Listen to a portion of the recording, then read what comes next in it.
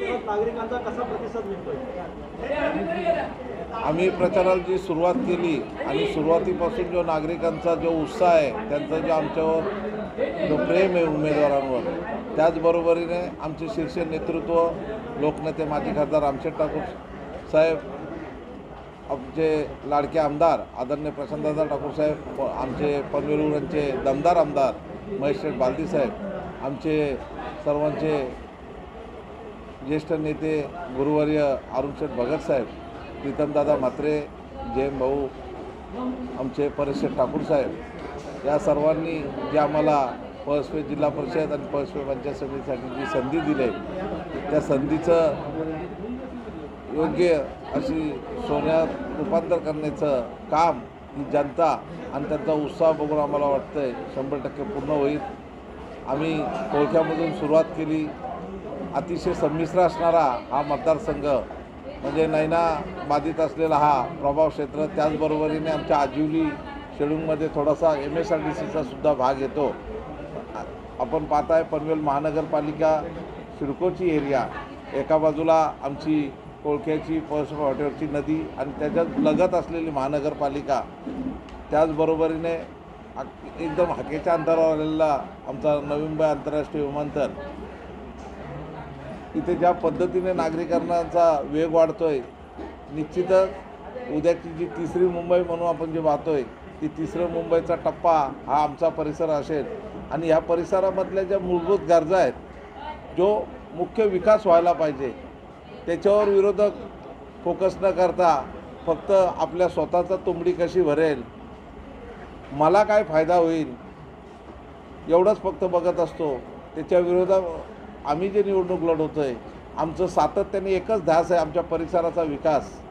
मी गेली 2 टर्म म्हणजे 2005 आणि 2012ला जिल्हा परिषद सदस्य म्हणून ह्या भागामध्ये काम करत असताना मी विरोधी पक्षाचा जरी सदस्य होतो, तरी आमदार प्रशांतदादा ठाकूर साहेबांच्या माध्यमातून जो MMRDचा निधी येत होता, तो MMRDचा निधी अरुणशेठ भगत साहेबांनी माझ्यावर जबाबदारी दिली होती की प्रत्येक ग्रामीण भागामध्ये तो निधी चांगल्या प्रकारे त्याचा वापर झाला पाहिजे. 2012 ते 17मध्ये मी जिल्हा परिषद सदस्य असताना पळसपे गाव जरी आमच्या जिल्हा परिषद मतदारसंघात नव्हता, माझा तेव्हाचा मतदारसंघ जो आज काळुंद्रे आणि भिंगारी महानगरपालिकेमध्ये समाविष्ट झालेली गावं आहेत, तरी आमदार साहेबांनी सांगितलं होतं की तू फक्त काळुंद्रे जिल्हा परिषद मतदारसंघाचा जिल्हा परिषद सदस्य नसून संपूर्ण पनवेल तालुक्याच्या ग्रामीण भागाची जबाबदारी तुझ्यावर आहे. आणि काम करण्याची मुभा देणारं पक्ष नेतृत्व असल्याने आमच्या डेरवली आणि पळसप्यातली जे कोळख्यातले जे विद्यार्थी पळसपे हायस्कूलला यायचे, त्यांना खूप त्रास सहन करायला लागत होता. पावसाळी दिवस होते, अचानक एके दिवशी साकव तुटला. माझ्या डेरवलीच्या विद्यार्थ्यांना किमान 50 ते 80 रुपये देऊन शाळेमध्ये यायला लागायचं आणि तेवढेच पैसे देऊन जायला लागायचं. वरवर पाहता डेरवली पळसपा अंतर हाकेचं आहे, परंतु गाडीमध्ये येताना तोच अंतर 3 किलोमीटर 4 किलोमीटरचं होतं आहे आणि विद्यार्थी एवढ्या लांब जायला तयार नसतो. परंतु ती निकड बघता मी आमदार साहेबांच्या कानावर घातलं. ताबडतोब साहेबांनी सांगितलं की त्या पुलाला निधी मंजूर करून घे, त्याच्यासाठी काय लागेल त्याचं फॉलोअप घे. आणि मला अभिमान वाटतो आहे, मी या गावचा या मतदारसंघामध्ये नव्हतो, परंतु दूरदृष्टीचा नेता असल्यानंतर काम कसं करायचं आणि कसं करून घ्यायचं आहे प्रशांतदादाकडून शिकावं. गेली अनेक वर्ष म्हणजे जवळजवळ आज 21 वर्ष झाले लोकनेते रामशेठ ठाकूर साहेबांच्या सहवासामध्ये आम्ही आलो. तेव्हा खऱ्या अर्थाने पूर्वीसुद्धा संघटना म्हणून मी काँग्रेसमध्ये काम करत होतो, परंतु रामशेठ ठाकूर साहेबांचा दूरदृष्टीचा नेता लाभल्यानंतर, अरुणशेठ भगत साहेबांसारखा नेता लाभल्यानंतर काम कसं करावं, त्याची पद्धत कशी असावी आणि आमदार स्वतः प्रशांतदादा ठाकूर साहेब सातत्याने त्यांचा सहवास लाभला आणि निश्चितच ते काम करत असताना एक मनाला काहीतरी दररोज काहीतरी शिकायला मिळतं, ऊर्जा मिळत असते. आज आपण पाहता अटल सेतूच्यामुळं मुंबई पुण्याची जी एक्सप्रेसची जी गर्दी आहे, ती पूर्वी कलंबोरी मार्गे मुंबई पुणे एक्सप्रेसने जात होती. आज अटल सेतूमुळं ते आमच्या कोळख्यापासून ते जवळजवळ आमच्या कोणपर्यंत, म्हणजे जो आमची उमेदवारांची जी गावं आहेत कोण आणि कोळखा, डेरवली, इथे प्रचंड वाहतुकीची समस्या तिथे जाणवते. दररोज प्रत्येकजण त्या वाहतुकीमध्ये अडकत असतो, परंतु त्याच्यावरसुद्धा मात करण्याचं काम आमचे दोन्ही आमदार साहेब करतात. इथे सर्वात मोठा प्रश्न म्हणजे घनकचऱ्याचा प्रश्न आहे. आम्ही सातत्याने आमदार साहेबांच्या संपर्कात असतो, कारण ह्या मतदारसंघामध्ये MMRDच्या माध्यमातून सुद्धा आमच्याकडं पळसपे गावामध्ये आर्यन म्हणून आता बिल्डिंग होतं, फार मोठी बिल्डिंग होतं आहे. माझ्या कोळक्या गावामध्ये मॅरेथॉन आहे, साई पॅराडाईज आहे. त्याचबरोबरीने आमच्या पेडगावामध्ये खूप मोठ्या रहिवासी संकुलं आले आहेत. यांचा घनकचऱ्याचा जो प्रश्न आहे तो अतिशय उग्र स्वरूप धारण करतो आहे. आम्ही गेली 2 ते 3 वर्ष आमदार साहेबांच्या माध्यमातून ह्या भागाचा कचरा एकतर पनवेल महानगरपालिकेने उचलावा किंवा च्या माध्यमातून शुल्कोनी त्यांना उचलण्यास भाग पाडावं, जेणेकरून नागरिकांचं आरोग्य चांगलं राहावं. कारण नागरिकांना आपण काय देऊ शकतो, तर त्यांना जे मूलभूत त्यांच्या पायाभूत गरजा आहेत त्याच द्यायच्या आहेत. मग त्याच्यामध्ये रस्ते असतील, पाणी असेल, घनकचरा असेल किंवा गटाराचं नियोजन असेल. आमचं नेतृत्व आपण पाहत आहे, सबका साथ सबका विकास या माध्यमातून आपले सर्वांचे नेते विश्वगुरू नरेंद्र मोदी साहेबांच्या माध्यमातून संपूर्ण देशामध्ये हर घर जल हर घर नल ही योजना राबवण्याचा प्रयत्न केला जातो आहे. आमच्या पळसप्यामध्ये विरोधक सांगतात गावात पाणी नाही. विरोधकांना मला एकच प्रश्न विचारायचा आहे की आपण सांगता ह्या गावात पाणी नाही, त्या गावात पाणी नाही. स्वतःच्या गावामध्ये आपण सरपंच होतात, फक्त चिठ्ठीवरच आले होते. आपण सरपंच फक्त चिठ्ठीवर आले होते. आमचा युवा सहकारी आनंद ढवळे तेव्हा चिठ्ठीवर गेला होता आणि त्या चिठ्ठीवर जात असताना आपल्याला जे आपल्या हातून गावामध्ये जे विकास, पेपरवर विकास दाखवला, पेपरवर बक्षिसं घेतली. आम्ही त्याच्यावर बक्षिसं का, तर आमच्या गावचा नाव होतं आहे, त्याच्यामुळं आम्ही कुठल्याही प्रकारचा त्याच्यामध्ये खोडा घालण्याचा प्रयत्न केला गेला नाही. मात्र आपल्याला पुढच्या येणाऱ्या निवडणुकीमध्ये जनतेने दाखवला, आपल्याला फक्त 528 काहीतरी मतं मिळाली आणि आपला पराभव 628 मतामध्ये झाला होता. कारण लोकांना त्रास दिल्यानंतर त्याचे उट्टे काढतात, म्हणून लोकांनी त्या पराभवाचा उट्टा काढला. आणि आजसुद्धा ते जिल्हा परिषदेला त्यांची सुविधा पत्नी जी आमची भगिनीच आहे ती जिल्हा परिषद सदस्य म्हणून उभी आहे. लोक पुन्हा एकदा त्यांना त्यांची जागा दाखवतील. कारण कागदावरचा विकास आणि मूलभूत पायाभूत विकास याच्यामध्ये काय फरक असतो. भारतीय जनता पार्टी ही संघटना काम करत असताना प्रत्येक गावात, प्रत्येक वाडीत, प्रत्येक गल्लीत काम करण्याचा प्रयत्न करत असते. आनंद ढवळे सरपंच झाल्यानंतर जवळजवळ 12 ते 13 कोटीची कामं शिवकर गावामध्ये झाले. आणि शिवकर गावाचा आमदार साहेबांचं उद्दिष्ट आहे की महाराष्ट्रामध्ये जी स्वच्छता स्पर्धा असेल, ग्रामपंचायतचा असेल, त्याच्यामध्ये शिवकर गावांनी बक्षीस पटकावायचं आहे. आणि निश्चितच त्यांच्या ज्या योजना आहेत, युवा सहकारी असेल, शिक्षित असेल, तर त्याच्या योजनांचा स्वरूप जो फार वेगळा असतो. आपल्या दिवाबत्तीच्या ज्या स्ट्रीट लाईट आहेत त्यासुद्धा त्यांनी भूमिकेत घेण्याचा प्रयत्न केलेला आहे. गावामध्ये ड्रेनेज लाईन याच्या कुठे दिसत नव्हत्या, त्यासुद्धा फार मोठे ड्रेनेज लाईन घेतलेत. त्याच्यामुळं जुने जे रस्ते होते त्यांची उंची कमी झाली होती, ते सुद्धा कॉन्क्रीटचे रस्तेसुद्धा मोठे करण्याचा प्रयत्न केला आहे. आमच्या भागामधला सर्वात चांगली स्मशानभूमी आनंद ढवळेच्या माध्यमातून शिवकर येथे साकारली जाते. तलावासाठी सुद्धा चांगलं सुशोभीकरण हाती घेण्यात, म्हणजे लोकांनी इतर कुठे चालायला, सकाळच्या वॉकिंगला किंवा संध्याकाळच्या शतपावलीला जायला, बाहेरच्या गावात जायला लागू नये, ते आपल्याच गावात झालं पाहिजे. आणि सर्वात महत्त्वाचं, अतिशय पुरातन असलेलं श्रीरामाचं मंदिर असेल, विठ्ठल रुक्मिणी मातेचं मंदिर असेल, त्या मंदिराच्या समाज मंदिरासाठी सुद्धा आमदार साहेबांनी जवळजवळ 1.25 कोटी रुपये आपल्या आमदार निधीतून दिलेत. असा आमदार होणे नाही ज्याचा लक्ष प्रत्येक गोष्टीवर आहे. आणि पूर्वी आम्हाला जाऊन सांगायला लागायचं, साहेब आम्हाला 2 लाखाचा निधी द्या, 5 लाखाचा निधी द्या. आता ते आम्हाला अरुण शेठ भगत साहेब बोलवतात ना, विचारतात, अरे तुला तिथे 20 लाख दिले तर पुरतील का अजून लागणार आहेत. म्हणजे अशा पद्धतीचं नेतृत्व आम्हाला लाभलं आहे. केंद्रामध्ये भारतीय जनता पार्टीचं सरकार आहे, राज्यामध्ये भारतीय जनता पार्टीचं सरकार आहे. जे आज आमचे प्रदेशाध्यक्ष आहेत त्यांनी रायगड जिल्ह्याचं पालकमंत्रीच भूषवलं आहे आणि खऱ्या अर्थाने ते आमचे पालक आहेत. आमच्या प्रत्येक सुखदुःखात, अडीअडचणीत रवींद्र चव्हाण साहेब आहेत. आणि दोन्ही आमदार साहेब जे मुख्यमंत्री साहेब जेवढा काम करतात ते सातत्याने पनवेलला किंवा मुंबईला मंत्रालयात गेल्यानंतर सांगतात, ही जोडगोली जर दिसली तर असं मनामध्ये धडकी भरते का आज 10-20 कोटी रुपये घेऊनच जाणार आपल्या विभागासाठी. अशा नेतृत्वाच्या बरोबर आम्ही काम करतो आहे. आणि निश्चितच मी 52 वर्षाकडे निश्चितच चाललो आहे.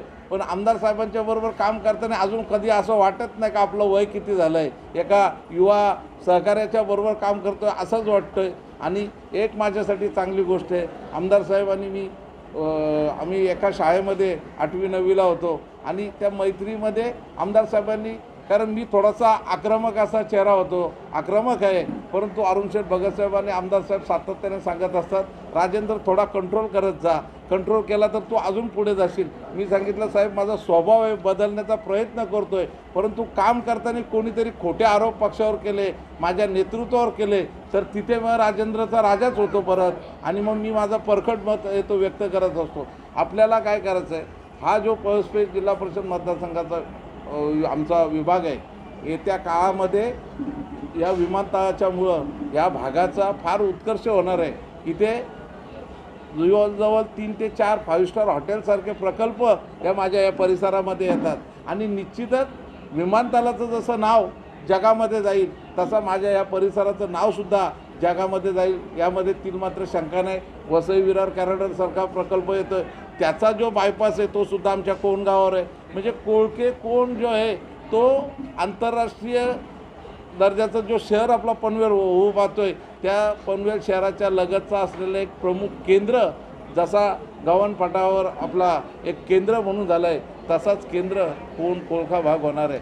आणि निश्चितच या सर्व समस्या सोडवायला आम्ही हर्षदाताई अतुल घरत आणि मी सक्षम आहोत. येत्या काळामध्ये आम्हाला कुठल्याही प्रकारचं सत्ता पाहिजे, खुर्ची पाहिजे यासाठी नाही, तर आम्हाला आमच्या नेत्यांचं जे स्वप्न आहे ते स्वप्न साकारण्यासाठी साहेबांना त्यांचे शिलेदार पाहिजेत, म्हणून आमची निवड केलेली आहे. मी 2 वेळा जिल्हा परिषद सदस्य म्हणून काम पाहिलं.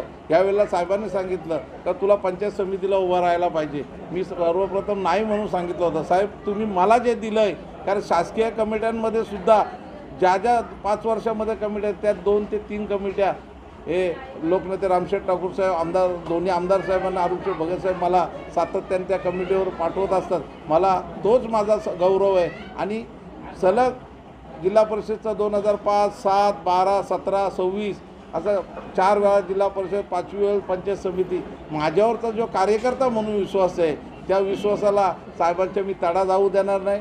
2 वेळा आमचे एक सदस्य थोड्या मताने आमचे हरलो होतो, पण आज 100% मला वाटतंय 2026मध्ये आम्ही 3 सदस्य भरघोस मताने, माझी बहीण हर्षदा अतुल घरत रायगडच्या शिवतीर्थावर, मला वाटतंय नवीन बिल्डिंग जरी आता लगेच होणार नसली तरी त्या नवीन बिल्डिंगमध्ये जाईल आणि मी स्वतः राजेंद्र पाटील या पंचायत समितीच्या सभागृहामध्ये हक्काचा प्रतिनिधी म्हणून जाईल.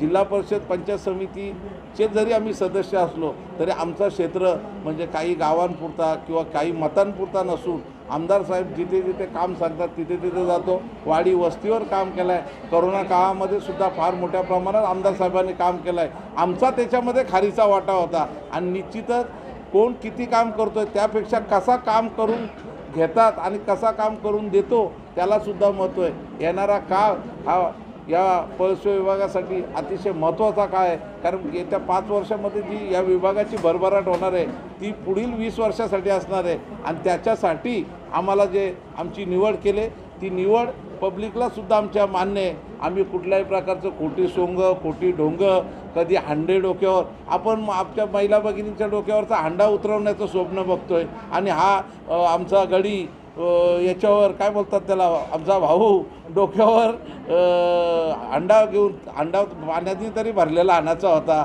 तो अंडासुद्धा खाली घेऊन येतो. म्हणजे महिला भगिनींच्या डोक्यावर तो स्वप्न पाहायचं अंडा उतरवण्यासाठी. त्या बिस्लरीच्या बाटल्या मला वाटतं 1 टाईमच यूज असतात, कारण ते सांगतात क्रश करा किंवा तो झाकण आहे तो बॉटलमध्ये टाका. त्या कुठून तरी गोळा केला, त्याचा धागा बांधला. ढोंग करून कुठली निवडणूक जिंका येत नाही, त्यासाठी काम करावं लागतं आहे. 5 वर्षामध्ये आपण चांगलं काम केलं असतं तर निश्चितच शिवकर ग्रामस्थांनी आपल्याला सरपंच पदावर दुसऱ्यांदा संधी दिली असती. संधी तर सोडा, जी मतं दिले त्या मतांच्यापेक्षा जास्त 100 मतांनी आपल्याला पाडलं आहे. त्यामुळं आपलं काम सपशेल खोटं आहे. नैनाचा विषय घेऊन लोकांना सांगतात, नैना विरोधी संघटना बनवली, एका पक्षाच्या झेंडाखाली काम करायचं सांगायचं आणि सातत्याने नुसतं आमदार साहेबांच्या नावाने बोंबा मारायची. दररोज सांगणार ह्या गावची एवढी घरं तुटणार, त्या गावची एवढी घरं तुटणार. अरे दादांनो, एका वर्षामध्ये घरं तुटली किती?